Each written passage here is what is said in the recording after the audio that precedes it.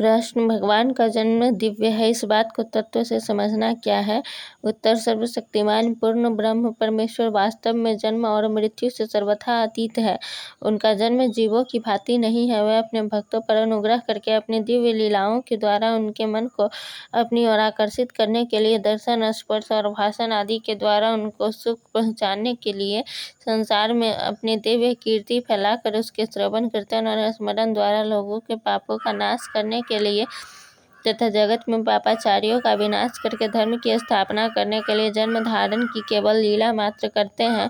उनका वह जन्म निर्दोष और अलौकिक है। जगत का कल्याण करने के लिए ही भगवान इस प्रकार मनुष्य आदि के रूप में लोगों के सामने प्रकट होते हैं। उनका वह विग्रह प्राकृतिक उपादानों से बना हुआ नहीं होता। वह दिव्य, चिन्मय, प्रकाशमान, शुद्ध और अलौकिक होता है। उनके जन्म में गुण और कर्म संस्कार हेतु नहीं होते। वे माया के वश में होकर जन्म धारण नहीं करते, किंतु अपनी प्रकृति के अधिष्ठाता होकर योग शक्ति से मनुष्य आदि के रूप में केवल लोगों पर दया करके ही प्रकट होते हैं।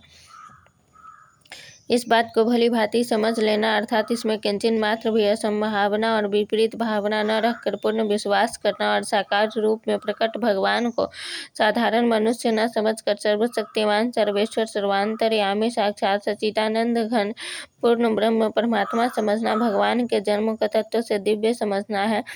इस अध्याय के 6ठे श्लोक में यही बात समझाई गई है कि 7वें अध्याय के 24वें और 25वें श्लोकों में और 9वें अध्याय के 11वें तथा 12वें श्लोकों में इस तत्व को न समझकर भगवान को साधारण मनुष्य समझने वालों की निंदा की गई है, एवं 10वें अध्याय के 3रे श्लोक में इस तत्व को समझने वाले की प्रशंसा की गई है। जो पुरुष इस प्रकार भगवान के जन्म की दिव्यता को तत्व से समझ लेता है, उसके लिए भगवान का एक क्षण का वियोग भी असह्य हो जाता है। भगवान में परम श्रद्धा और अनन्य प्रेम होने के कारण उसके द्वारा भगवान का अनन्य चिंतन होता रहता है।